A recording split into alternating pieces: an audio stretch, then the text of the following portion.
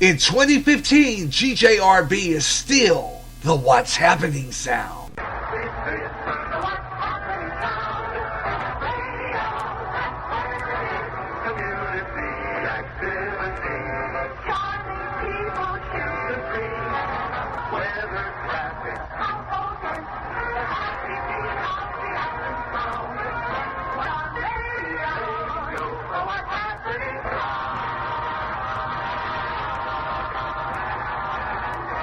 From Clinton, Iowa, on Spreaker, this is GJR Broadcasting, GJRB. Recently, we lost Robin Williams, an outstanding comedian who suffered a great deal. Let's make sure that suicides like this won't happen to anyone close to us.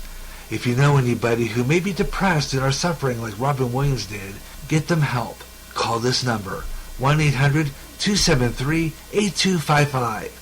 That is the number of the National Suicide Prevention Lifeline. The call is free and confidential and will be answered by a trained counselor at a local crisis center. The National Suicide Prevention Lifeline can help.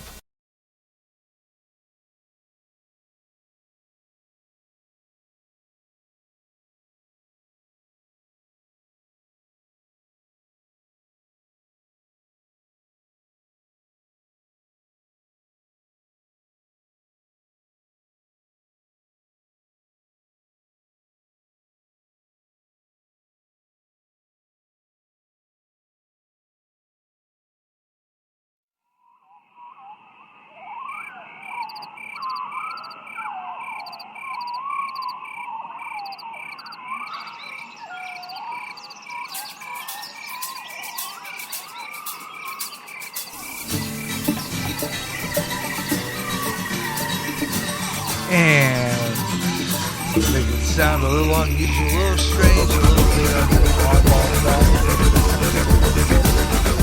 Add a little music like that. And welcome back. That's a selection by Aaron English here on the Spreaker Commons called Animals Like Us. What an appropriate thing to have here. Start off the next segment of Way Out There here on GJRB. This next half hour, going to be scrolling through the social media coming up. Also coming up in this half hour, we're going to go through some more interesting news items, and going to go into my Google real quick and bring you this interesting story I promised you in the last half hour and didn't get around to it. So I'm going to get it in here before I forget, like I'm always good at doing.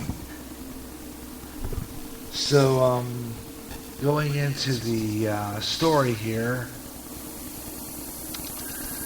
comes out of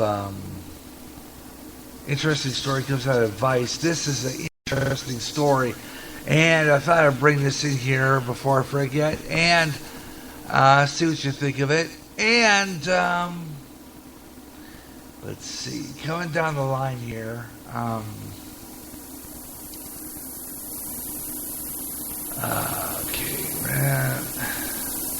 down here, I'm going to go into my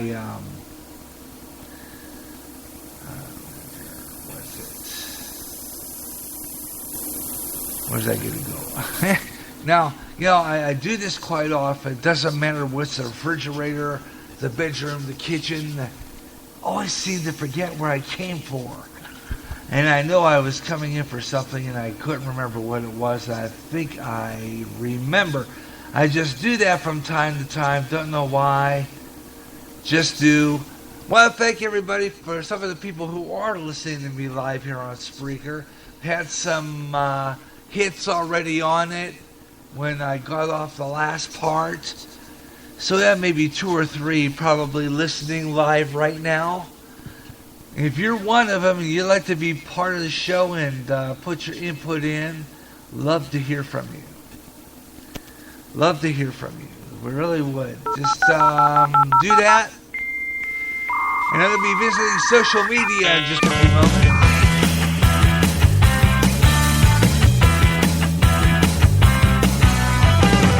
Part of the show here on GGRB's Way Out There. All you Ladies gotta do and is gentlemen. click in. You see a balloon on the widget on my Facebook, my Twitter site. Actually, more on my Twitter site, which I'm going to right now.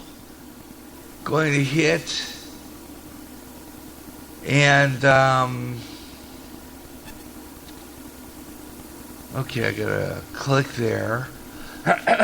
And I am now on my Twitter site where there's an old-fashioned type radio sitting there. And when you click aboard that old radio, there's an old radio down here, and that is Way Out There 22015 Part 3. You click down View Media, and you'll see the widget up there. Show says live in red. And there's a balloon there. It'll take you to my Spreaker site. And there you can text something I'm talking about. I'll read it, and then I'll respond on the air. As I said earlier, I had planned on trying phone calls, but I'm not ready for that yet until I come up with the ultimate test with that to see how much audience I get on this program, the Gary Russin program, and excuse me, a few others. And if I get that response that I'm looking at, I could be starting to take phone calls. So hang in there, that's coming up. But for right now, here's this interesting story. It comes out of Kazakhstan, which is Kalachi, Kazakhstan, where there's a mystery going on there. It seems people have been falling ill. The villagers have been falling asleep at random for no apparent reason. The problem was first reported in 2010, and the government there and their officials, perhaps spurred on by a recent burst of international attention, as well as a scale of latest flare-ups. They finally have their effort to get to the root of this bizarre situation. This is a bizarre plague. At least two other towns nearby have reported similar symptoms. Lead doctors now claim that it may have been discovered by a source of an epidemic, but they're saying that it's also caused by an outbreak. They're saying there's like a carbon monoxide spewing from a plant nearby. The story is saying that there's a carbon monoxide leaks in a guy by the name of Sergei Lukashenko. He's the director of the Kazakhstan National Nuclear Center's Radiation Safety and Ecology Institute. He's quoted as saying that the culprit is a high level of radon gas emitted naturally from a nearby uranium mines. Yet the hypothesis had led to already been rejected. And there's early disease, and later on, the story states by the Siberian Times that carbon monoxide is definitely the factor. They quoted Lukashenko, but I can't tell you whether or not this is the main vital factor. Question is, why does it not go away? They have suspicions that the village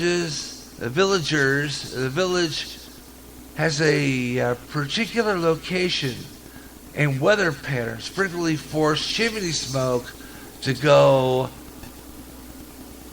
down instead of up. Well, that would make sense. You got that going. More than likely, that could be the situation. Carbon monoxide poisoning doesn't just have to make you feel down and go to sleep, according to a Professor Stolbach, Andrew Stolbach, head of Johns Hopkins Hospital Toxicology Training Curriculum, told Vice, explaining how the Kalachi case is, as he understands it, doesn't fit the proposed explanation. He says there's a progress of symptoms including nausea, headaches, and eventually you go into confusion and then unconsciousness, but you move slowly through the progress. He says we have a big enough concentration on one spot to knock out someone immediately. But if it's big enough to knock you out that quickly, you'll be in a coma. That's quoting Stolbach, who admits that if this is big enough to knock you out, you'd be in a coma. He states that it should be very straightforward to determine that if it's carbon monoxide poisoning, you could measure carbon hemoglobin in the blood. Carbon monoxide could be just the easiest thing to diagnose or exclude. Last November, the mayor of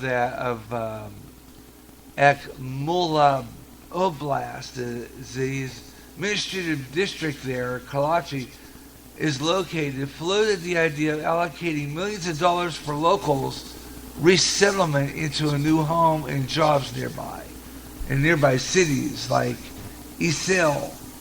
Around the same time, the majority of Kalachi residents voted in favor of relocation of the local poll. Then after that latest outbreak, further plagues emerged, promising to begin relocation by the end of January. So I wonder how that went out. That continued to go on. That's weird.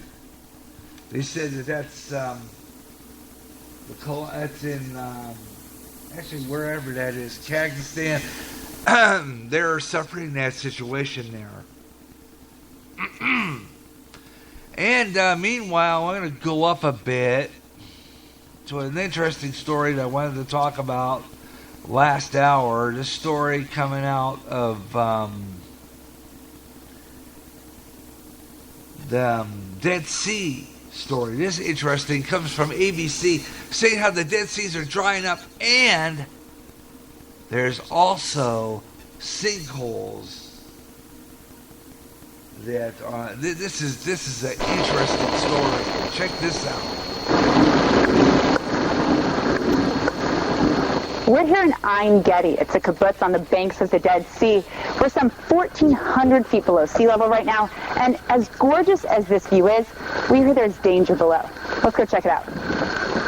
We just passed a ton of danger signs along that road warning us not to go any further. And here's another one, danger, open pits. But that's exactly why we're here. We are as close as it's safe to get to these sinkholes, and you can see them just off here. There are 3,000 of them, according to environmentalists, and you can also see this salt residue actually on the shores of the Dead Sea. The Dead Sea is evaporating at 4 feet a year, but as that water evaporates, the salt actually remains behind.